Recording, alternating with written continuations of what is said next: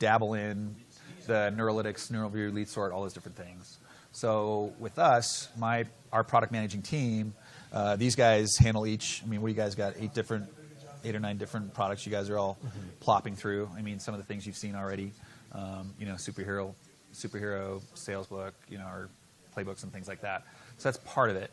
And then you also have the traditional pieces, parts and pieces that we've had in the past. And the crazy thing about it is when you look probably from 12 months from now, they'll all be underneath that one single embedder that you won't even be able to tell. It'll be seamless. And the importance of that is because when we did all of our studies, every one of these people that we interviewed had 3 or 4 screens, right? So you got a sales guy that sits there and goes, all right, I've got LinkedIn here. I've got another example of LinkedIn here. I've got scraping tools from one thing or another. I've got my CRM. I've got an Excel somewhere, and it's a mess. And so for superheroes, we really want to make sure that you're working in one screen. Now, that doesn't negate the value of, say, Salesforce or Microsoft or any of those other CRMs, but the importance of it is that it really focuses them to be in one place at the right time. And that's paramount, as opposed to clicking through. And I was a sales guy for 12 years in software, and quite honestly, if I went into a place and they didn't have multiple screens, I was a little ticked off about it. I really was. I was like, how do you expect me to work? You can't work off of one laptop. Yeah, no. So how do you guys make it one screen? Sure. So before jumping on, again, sorry because I missed the intro stuff. So what brought you guys here to this session? Oh, sorry. What were you looking for to learn about? Well, I was looking for, because we have kind of a screwed up so I'm director of marketing analytics in my firm, but really it's just it's kind of more. I just dabble in every department. Sure. So I'm here. Main priority is just learning inside sales. We're integrating Salesforce right now into our systems. Okay. Our old CRM just can't hold up anymore. Okay. Too much stuff. So then basically off our old CRM, the pool is kind of there's too many moving pieces. They haven't really Okay. It's not a good CRM. Okay. For our purposes. So sometimes a lead will come in at say 8 a.m. And we hit the lead 9 times before the day is over, and then we're blocked. Or stuff like that. So I saw the email thing because I want to figure out what's the optimum cadence. Sure. Call, email, text, okay. Whatever. Cool. Looking to figure out the optimal cadence. Because I think there's intent in that lead, but we're just servicing that lead for us. So okay. I saw the email and all that stuff. So okay. That's what I was trying to do. Cool. And then kind of brief background on what you're looking for. When we signed up for this conference, we really weren't sure what Contextual was. Sure. Oh, okay. Cool. We are an agent CRM, so all of this is kind of different for us. Sure. Got it. And so I'm here with a colleague, and we're just kind of splitting up on the different sessions. And so I just said, well, give you a lot of email and reach out to customers that way. So if we could give you, we can address some of the best practices. We can talk about how the tool will help shape messaging, maybe A/Bing. We'll talk about seek lists, time of day, and re-hitting those leads in a better manner. Seems fair. And then on your side, we can definitely talk about the product. Travis is obviously really knowledgeable. What we're doing now, what we're going to do in the future, and then ultimately, if you really want, we can tell you the holistic view of what we do at Inside Sales. And if that's the case, I think that might cover both sides. And does that seem fair to you, or do you want to stick to this? Or no. It's up to you. I mean, with you totally, guys, does that seem fair?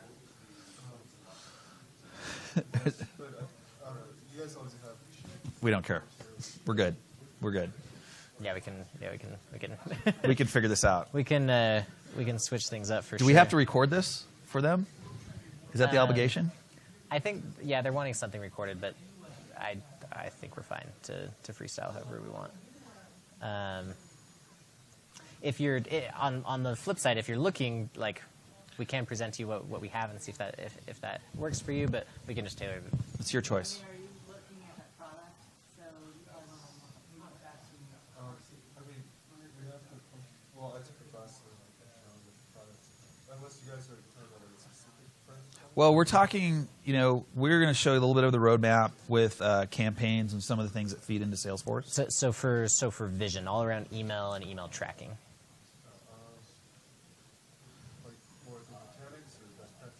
Yes, best practice. We'll talk about the functionality of too and how they sort of intertwine.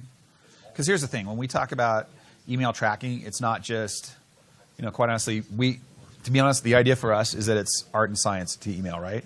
The art of a correct messaging, how impactful you can be, how you can hook them with one simple email, and then start there. And we talk about this from a prospecting standpoint. If we're going to talk about it from nurturing a deal and following the deal along all the way through close, that's a little bit of a different conversation. When we talk about prospecting, we want to make sure we get there concise, an exact message that's relatable. We understand we've done our research in a number of different ways, and then ultimately making sure that they want to come back to us. We want to ask a serious and straight, direct question. They want to follow up with us. That's sort of what we talked about it. Now, there's the art of that is composing that email, concise, exact, something you can see on a mobile device. The science of it is where this man comes into play, and we talk about how you track it, what you use, what you do with that tracking ability, how you respond to certain things, and things that we've seen in the industry and things we've seen in our own studies, and and when we've gone through and interviewed our clientele. Yeah, I don't know about you, but that's also very valuable to me as well. Okay.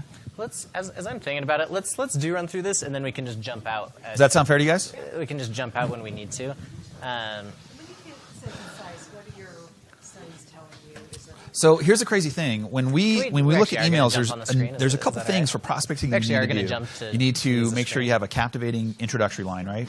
You need to make sure that when you're having the first line of your conversation, besides putting their name in, something that you've done and makes them recognize that you care and you've done your research. So for us, we have an example of that. And we talk about Dave Elkington when it relates to that. And then ultimately we're aligning our needs. We're talking about your problems and how we address it, as opposed to, hey, here's our stuff, which is worthless. And then making sure we ask that for that next step in a clear and concise manner. So, hey, I'm going to be there Thursday. Let's talk. And then, as stupid as it sounds, a really good signature gives it validity, quite frankly. And that's it for a prospecting email. That's what you want to do. Yeah, and it's really short. And the other thing is, I want to be able to read it on my phone. It's like, oh, well, who is this guy? And that's right. so You can move. show up on your phone in One pane, as opposed to going. Exactly. I have one of my reps that sends out these enormous emails, and I keep telling them, look, they don't want to read all that. The diatribe, right? Yeah, exactly. Yeah. That's for later. That's for, if you're interacting and you're trying to create and make that relationship a lot stronger, then yes. But that becomes in conversational talking, and contextual emails is where everything's going today, right? So when we showed superheroes, we show how you can research that stuff, and it's in one location. Your email template's right there. Your information's right here, and then you can meld the two, so that they like dogs, or they like to go skiing, or they like to skydive, or they hate fish. God only knows. But it's right then and there, and you can contextualize that email to make it very, very powerful and focused. Yes. Okay. So, yes and no. Yeah.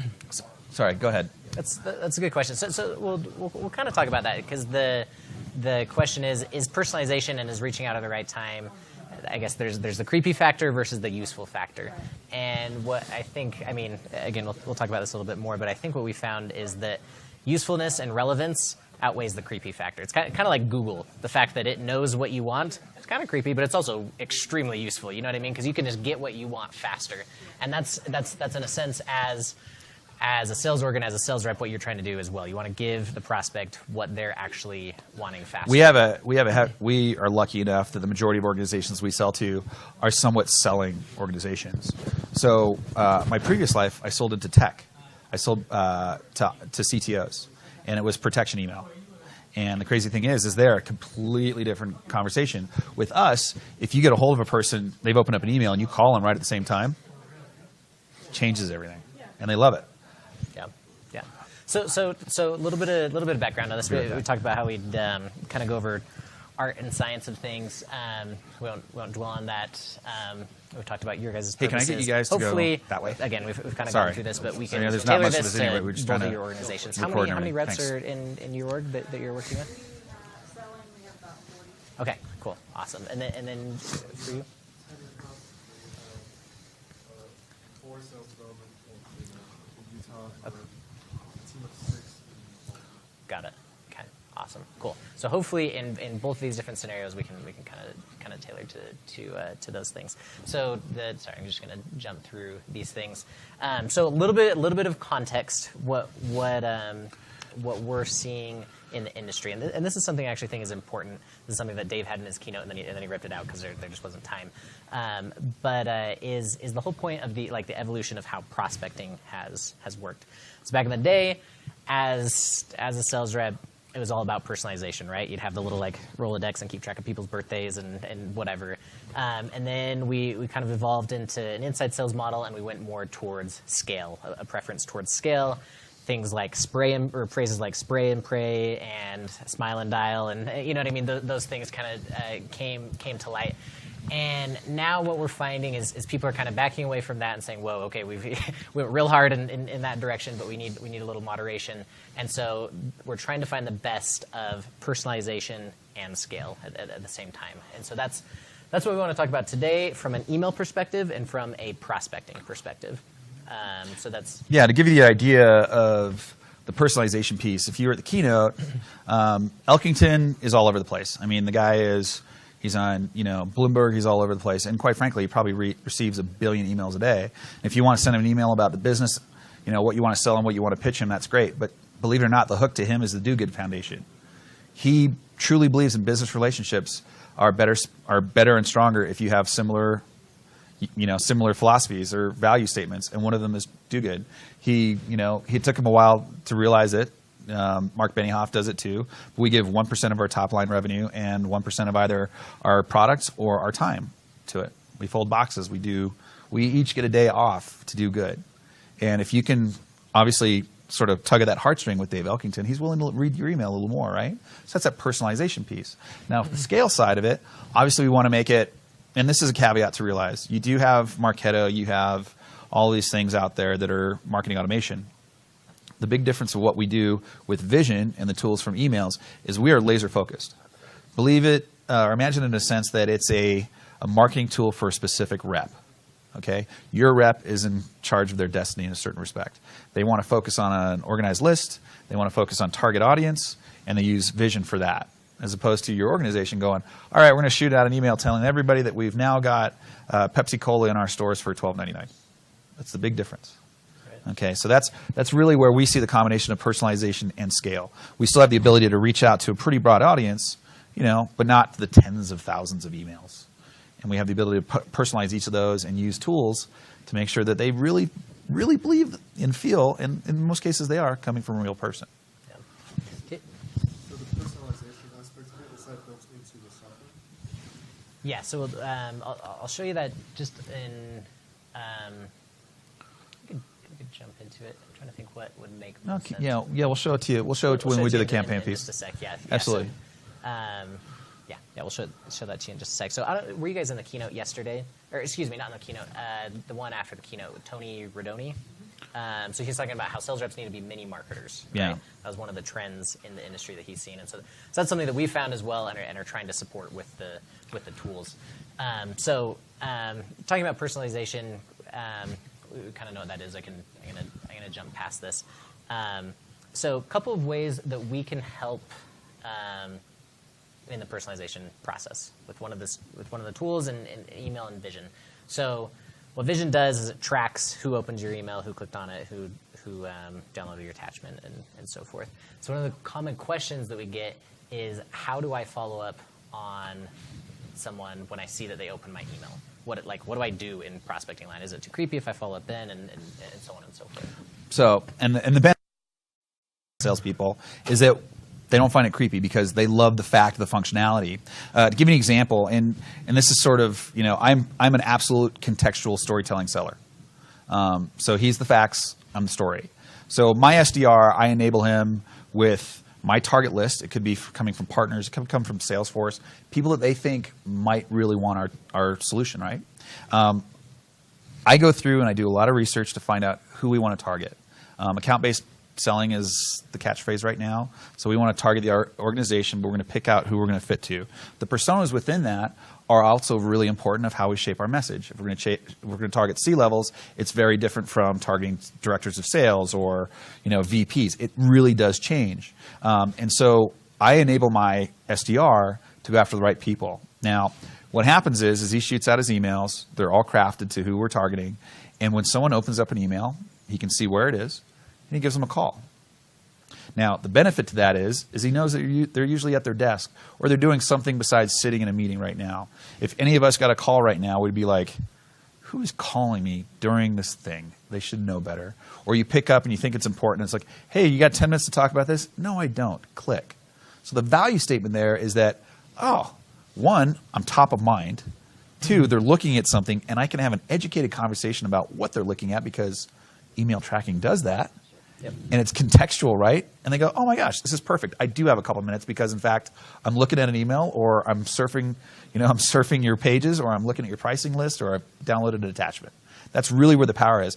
And contact rates go up exponentially, right? Because time and the effectiveness and the communication, the context of the email. Does that make sense? And we do that in a sense, like I tell my reps, if someone's emailed you, pick up the phone. Right. We like to do it. We like to have the insight not only to know that they opened, and that's the thing. You go across the landscape right now with email tracking. A lot of companies out there will go, yeah, they opened up an email. Okay, well, where were they? I don't know. Okay, so what'd they look at? We don't know. Yeah, no, that tool's way more powerful. Yeah, it's way more powerful. And the nice thing about it is, like, hey, I noticed that you were looking at a prices page. What kind of questions can I answer for you? What value do we bring to the conversation? It goes back to the other thing from Tony Rodoni. I really liked his. I was like, man, you should come in and just be the bookend of our of our thing, because this is what we were talking about, but of being consultative, right? Gone are the days of kind of shoving things down people's throats, and sales are turning into consultants. And so by being there right at the very moment that they're demonstrating interest, when they're reading your email or they're looking on the pricing page or whatever, then you're able to give a consultative type of experience. So just technical question, but so is Vision plug into inside sales or into Salesforce? Good question. So it ties into your email client and into Salesforce. So it'll track all of your emails just that you send through your normal email client or through Salesforce if you send them through there, and then it'll sync that data back into Salesforce. Okay. Does that answer your question? It's standalone too, so it could work without Salesforce? Uh-huh. Yes. Yeah. Yeah. That's correct. It's really magical. It is.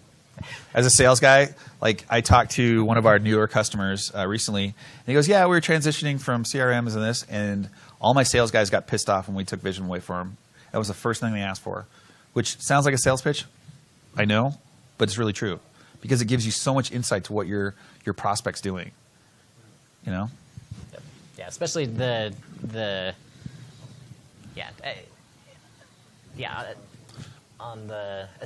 on the closing side. If we've ever had bugs or anything like that internally, I'll get calls and be like, "What the heck is going on?" Like, you know what I mean? Because it affects their.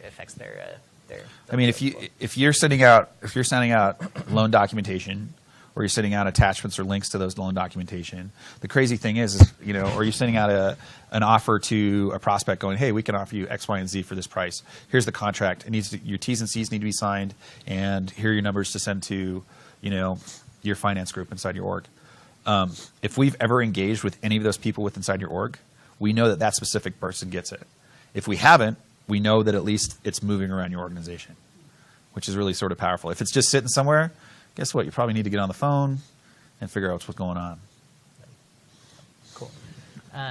So this, are you guys familiar with this graphic? Yeah, this is just to back up the point that the more quick you are, the more often people are going to pick up. And why is that? It's not because it's some magical, nerve that you hit or some magical data thing. It's just because it's more useful for the prospect. You're more relevant and you're more contextual. So the point is to follow up more quickly on those notifications. So the exciting thing is one of the things that we're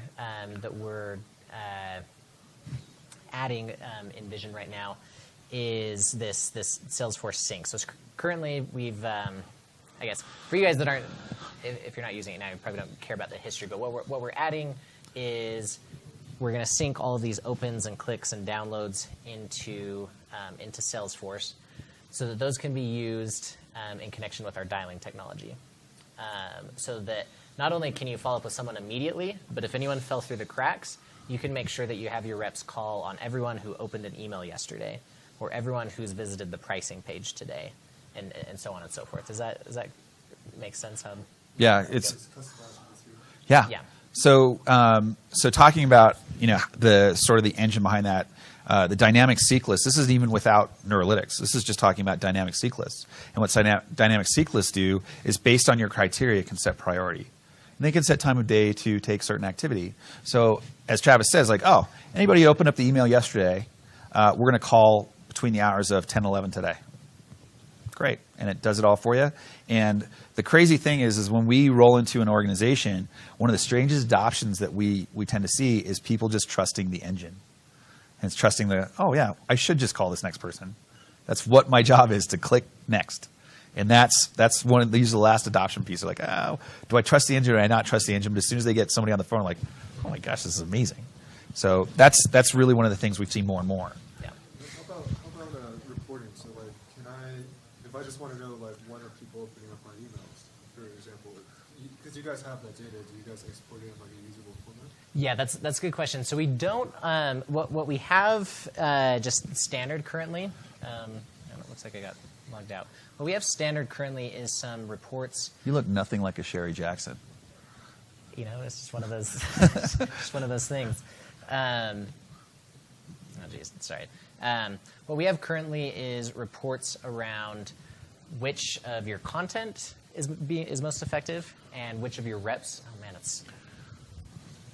So the report, just to reiterate that, the reporting that we provide is like you can do A/B testing with templates. You know, what message is more powerful, you know, and quite frankly, how successful your reps are in conveying that message. That's really a big thing.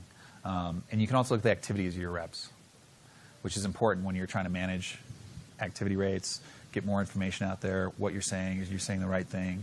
Can we go in and look at the emails that have been sent and go, that's terrible, I don't want anyone ever to send that email again?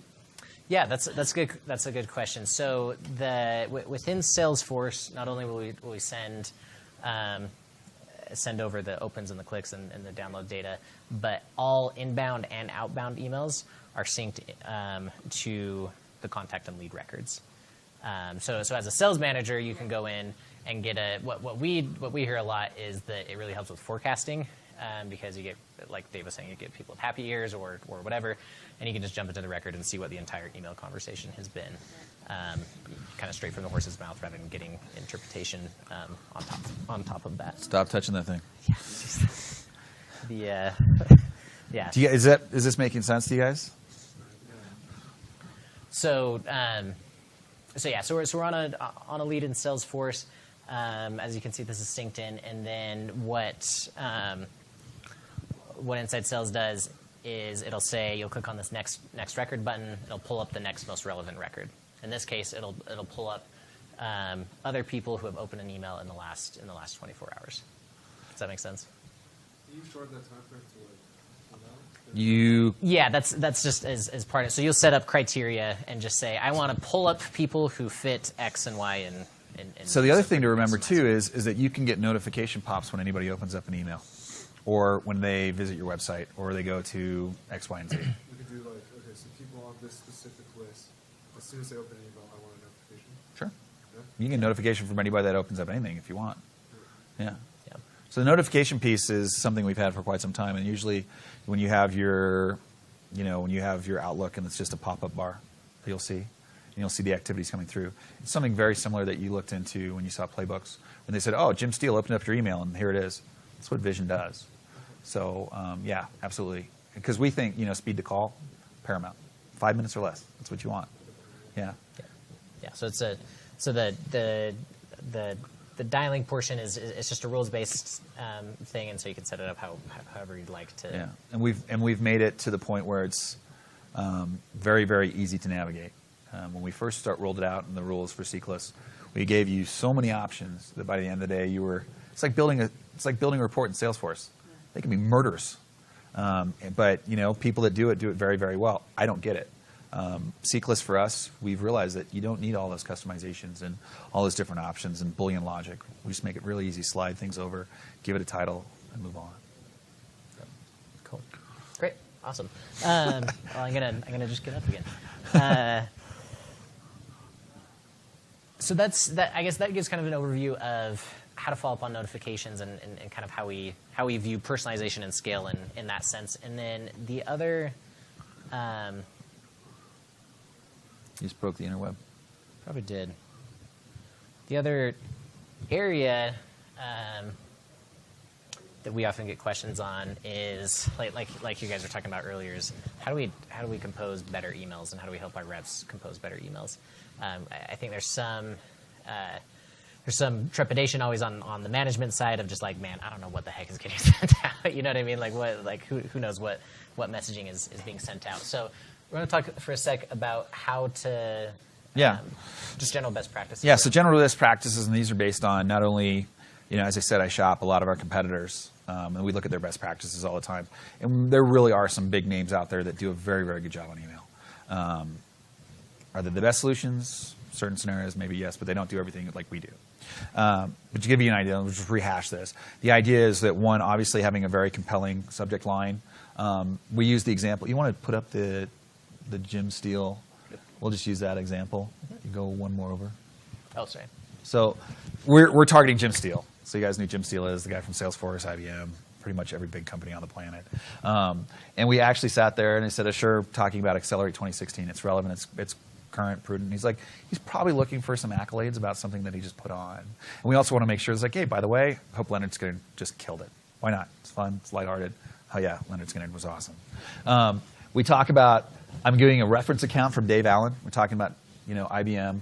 We're talking about how someone has switched to us from another competitor and we won that deal. And we're also mentioning, that our CRM or our solution can utilize one of their sales partners like Salesforce. Next thing in the bottom of it is actually a clear, concise question. Hey, I'm going to be in Provo next week. Let's meet at 10:30 on Thursday.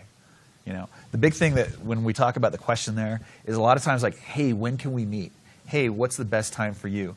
The worst thing about that is they get to make the decision, and it kills it. Because then they are making, it's like, all right, I got to check my calendar, I got to do this, I got to do that. When it's like, hey, let's meet this time. If anything, they can switch the time, but at least it's somewhat specific. And then ultimately giving it some validity by a clear and concise signature. We talk about when you come into Inside Sales, the first thing you do is you take a profile picture for LinkedIn, something that's professional. It doesn't have flowers or dogs in the background. You're not juggling. You're not fishing. It's one of those things. It's a professional picture, and that gives validity once again to things like that. Now, the discussion if you want a picture in there, you don't want a picture in there. I'm an incredibly good-looking guy, so really everybody's laughing, but but that's up to negotiation. But something that really is professional is very, very important, as simple as it sounds. And maybe that gives them the option to pick up the phone and call me right away. Okay? Very simple, right? And if you think about how big that is, you can look at it on the phone in a matter of seconds.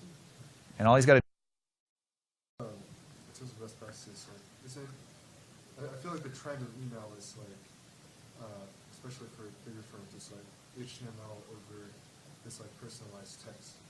What do you think? That's a great question. Yeah. So let's see. I'm trying to think of what studies I could reference, but in terms of the trends and what we've seen is that personalization is really, really closely tied to humanization, meaning I want this to look like our goal, at least on the product side, is to make the prospect feel like they're the only one being prospected to. And when I'm a sales rep, I guess that often means making it look real, right?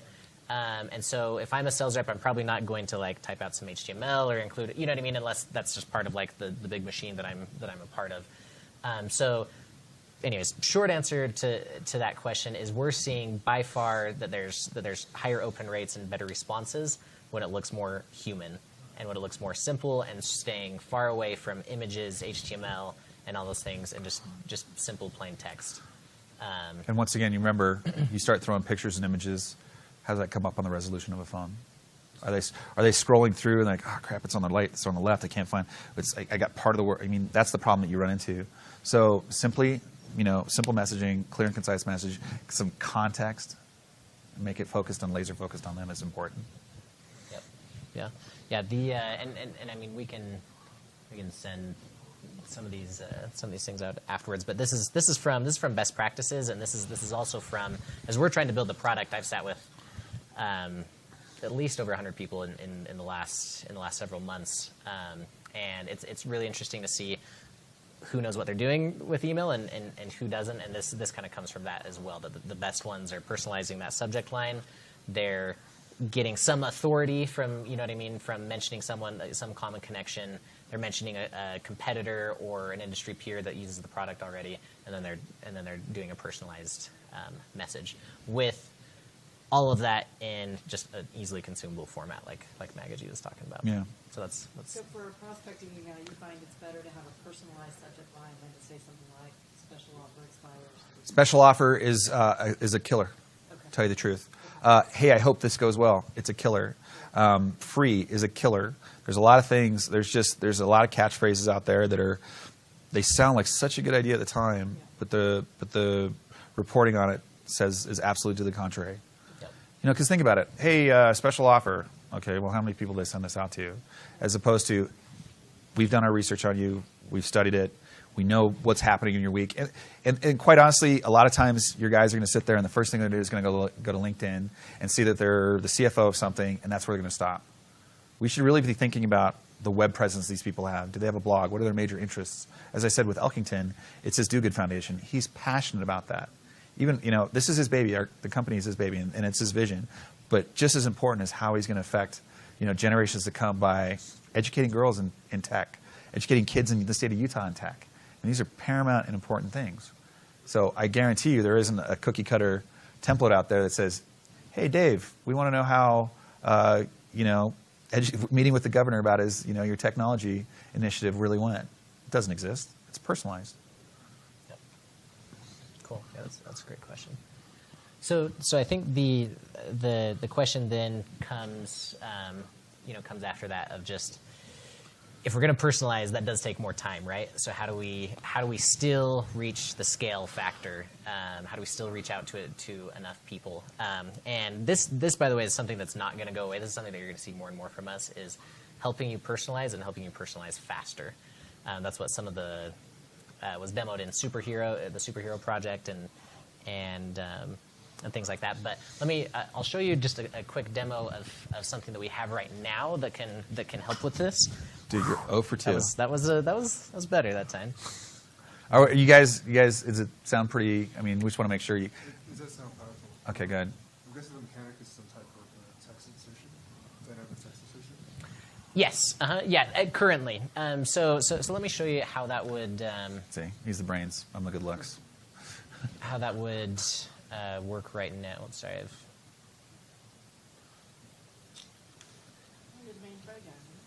Hey, you caught that, right?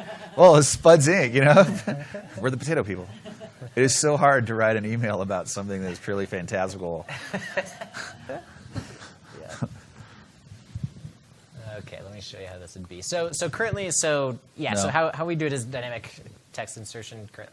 I'll just demo over here. Just kidding. Let me help you out here. There you go. There we go.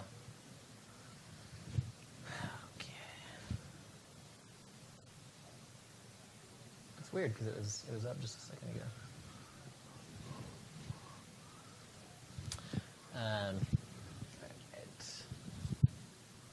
So when you talked about it being agnostic and not having to actually live and breathe inside Salesforce or your CRM, this is what it looks like. This is what the vision, the vision portal, if you will, sort of looks like. So some of your reporting's in there. And quite frankly, as things get more and more rolled into Superhero or into playbooks, this is less and less likely to be seen.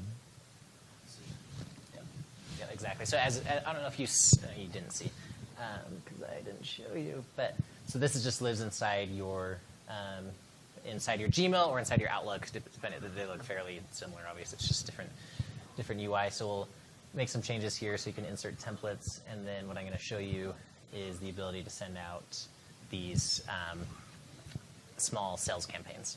Okay. So an example that we could do, or what we would recommend, is you take care of the research on the front end. One of the problems with sales activities, like anything else, like even engineering, is context switching, right? You're writing an email 1 second, then you're talking to someone 1 second, and there's a lot of productivity loss. But if you can take care of research and emailing in one bulk session, you can get a lot more done. So we recommend you do some upfront research on a group of whoever you're going to be sending the sales campaign to. So what I've done here is, let me pull this into view. So research is separate from database. Yeah, currently. Yeah. So when you look at superheroes, then yeah, it's side by side. But as I said, the example I gave with our SDRs, I do all the research. I basically give him who my targets are, and quite honestly, why my targets. I gotta give him some context, and then we'll build it into a CSV file. We'll load it in, and we can go from there. Because I'm thinking the research, like that data exists in Neurolytics already. No. It's sort of porting back and forth. Neurolytics, so you got to think of Neurolytics as more, it's anonymized data, okay? So if you had in your your CRM, it says Steve Johnson's the VP of Sales at Tapioca Inc. We don't know it's Steve Johnson at Tapioca Inc. We know that there's a guy, say, in Tennessee who works for a manufacturing organization whose business side is between 1 and 500 employees. We know that when the Tennessee Titans have a tough day, he doesn't pick up the phone and all those different things. We don't know it's Steve Johnson. We just know that there's a persona out there like him. So the specific data that you're talking about to do that research is not that's not what Neurolytics does. Neurolytics is going to take all the geographic, histographic information and tell you who's the right person, like in your data set. Does that make sense?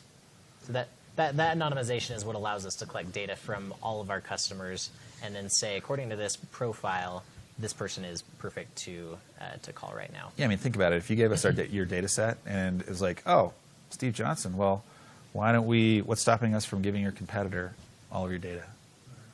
So that's one of the big saving graces. The other nice thing about it from a security standpoint,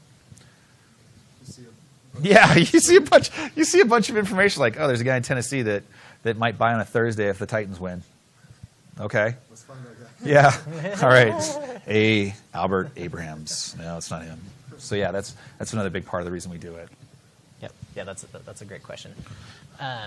So in the current workflow, we recommend the research would happen outside of the product, so still coming from LinkedIn, and then as we'll release Superhero again, that's when you'll see it come into the product. So I've done a little bit of research on these guys. I've got a customized subject line for them.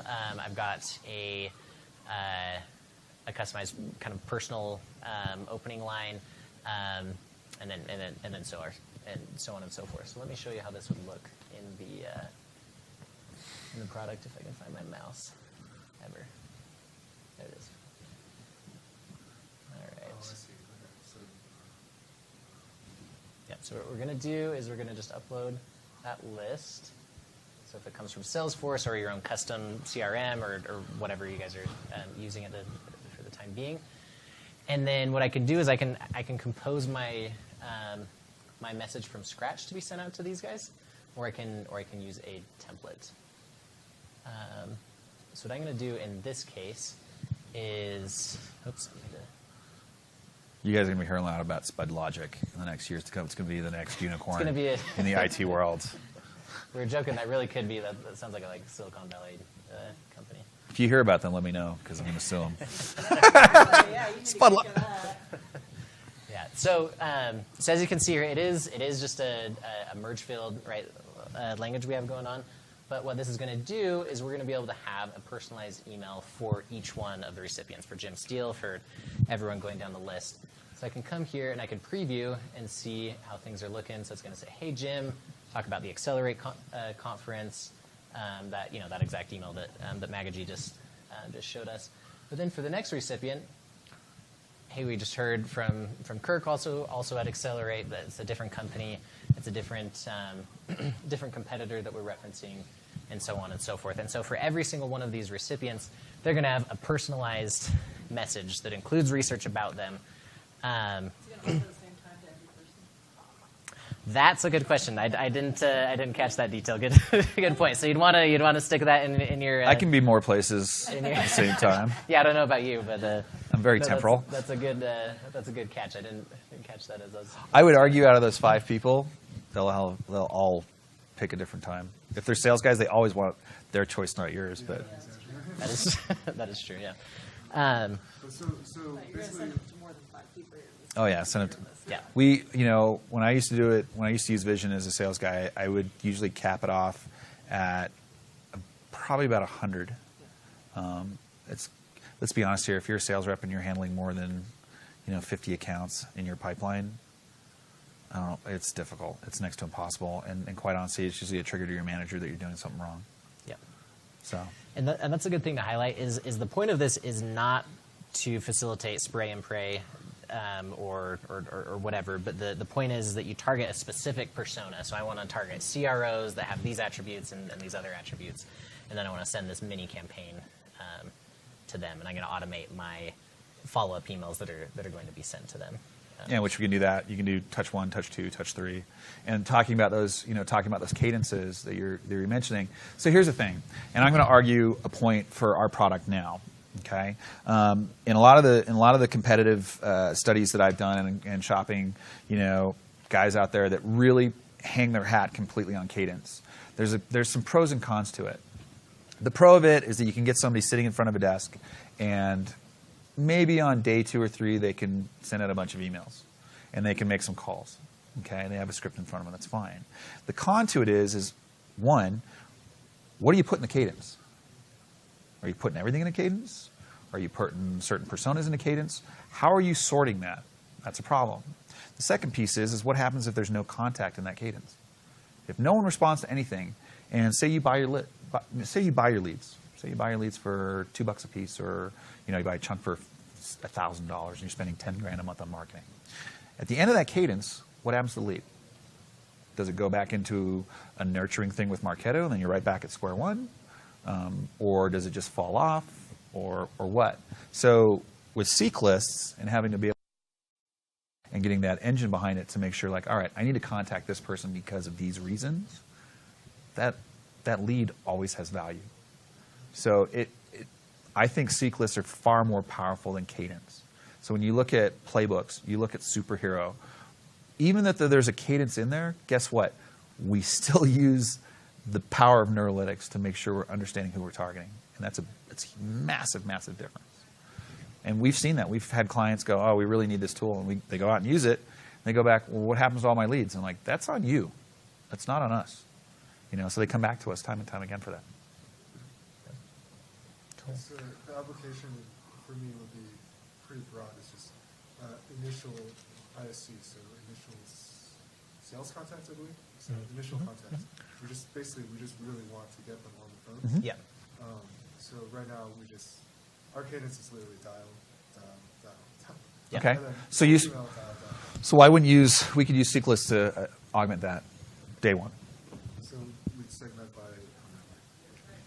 by okay, so you could absolutely do time zone. Even without Neurolytics, we'll just talk about seek lists. You can do time zone. You can do, quite honestly, you can do the part of the selling cycle, or start of the month, end of the month. You can do what event you got that lead from. Maybe you got it from a trade show. Maybe you got it from a partner list, all those different things. You can make those a priority as strict or as loose as you want. The bonus to it is that once again, you're not burning it out. You're not calling the same person 9 times in a day because did I call him? Did I not call him?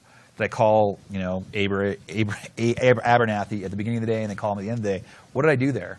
We want to take a lot of those decisions out of the hands of the guys on the phones or the guys in front of the email. And that's where seek lists come into play. That's where Neurolytics comes into play. That's where your dialer panels all come into play. And that's why with what we provide from a holistic platform, all those pieces fit into each other. The vision fits in with the email piece. The dialer, telling us what we did, dispositioning of the call, leaving an automated voicemail, leaving an automated email, having different templates for those right at the click of a button. That's really where the power comes into play. Now, the scary thing is if you imagine we're collecting all of that data by creating compliance to the activity, and say we want to start looking at pipeline analysis and pipeline management and making sure that we can actually predict what's going to be successful and not going to be successful. If we're continuously capturing all that data and we're making it accurate because they're only calling them when they're supposed to, and we've got success there, they're emailing the right message and we're tracking that, and we know that they're doing X, Y, and Z, we can tell you with all of this data if this is going to close. And believe it or not, our modeling is in the 90s with that predictive analytics, which is scary when you think about all these people. If you sell, I'm a sandbagger. I don't want anybody in my business while I'm doing my business. And then I got other guys that put in, I've got 50 leads and they're all going to close. Hook them. It's not true. So that's where our tools, as they all fit together, really make a difference. So how about like maybe cadences and like what's the ratio of like dials to email? Should every dial be accompanied with an No, email? Like, it's dependent on your vertical. Or it should be just totally separate. You should do your email marketing piece as your marketing piece. It's dependent. It's dependent on vertical. It really is. And so, when asking best practices from a lot of the competitors that I've gone to, they can't tell you that. When Playbooks comes out, you will have pre-built, pre-qualified cadence based on the persona you're going after. And that's just, it really is. Like, I had a manager that says, all right, first call, make sure you send up a follow-up email or vice versa, and you do this. And it should be, one of the competitors out there is a 10 by 10 philosophy, 10 touches over 10 days. There's no numbers to back it up because they don't collect data like we do, which is the crazy part. Yeah. Yeah, so a lot of it, I think, is and again, going back to the keynote, is because it is dependent on persona. That's a do it, test it, and then go again. Iterate. So measure. So we are pushing the data back into Salesforce, so you can view what emails are being opened, what calls are, what specific scenarios are leading to a close. So that'd be my recommendation. Is that in that case is just to definitely test, but off the top of your heads, you guys know any just tried and true synergies between dial and email? Looking at, in all honesty, some of the big thought leaders in this usually really address it from a marketing automation standpoint and less as a focused attack or focused, campaign against a specific person. So if you look at HubSpot or Eloqua or those guys, they'll tell you, oh yeah, you can do 4 and 5 for this and 6 and 7. It's very, very general. And each organization you go to is usually pretty different. It's based on the philosophy of, believe it or not, it's a generation of sales leaders and thought leaders within the org. Yeah. So to tell you that there's specific ones, yeah, there are. But your case has to, yeah, you still need to tweak it a little bit. yeah. And that's why with, Playbooks, you have that ability to do that too.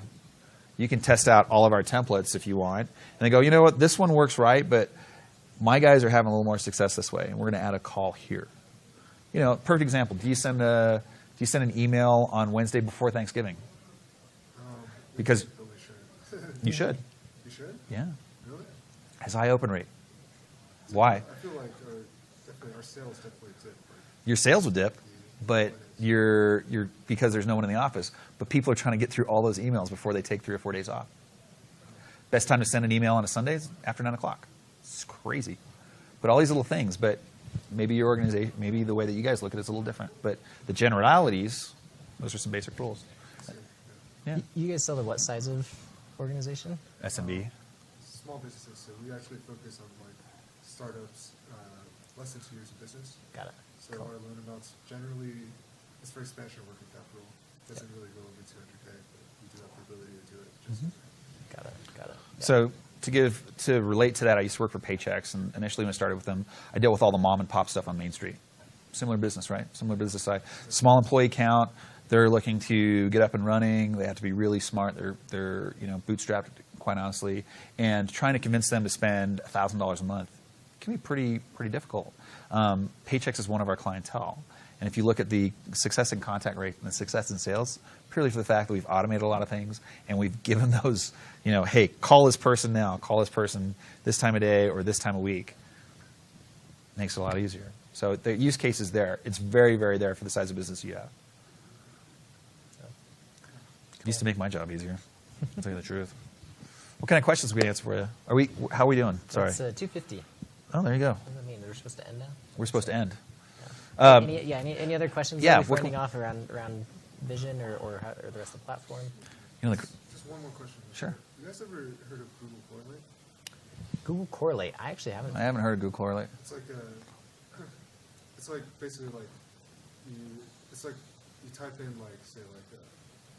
so I used to work for a marketing agency, and then we're trying to get this email campaign off the ground, and we're trying to find who to target for storage. Right? Okay. So we type in storage. It took a few variations, but basically we typed in the storage terms, and then Google Correlate will just find a correlation for you. So it found that the volume of the search volume for storage or whatever matches very closely, basically in real life. If it's above 80%, like you're good. Wow. So like it correlates very highly with like boating or like. Oh yeah, because you got to keep your boat somewhere. Yeah. So. Oh, then, I see what you're saying. It's not like. So it's attracting like items. Yeah. Is that like a good way to do it? Do you guys know a better way to research? So that's a cool. So you're wondering, are you in that case? You're talking about you're trying to figure out who to target for a particular, like which companies to target, or just what keywords to use even in your emails. Both, just the research behind like the making of Got it. so is there any like? That's a good question. What tools to use for research around the email?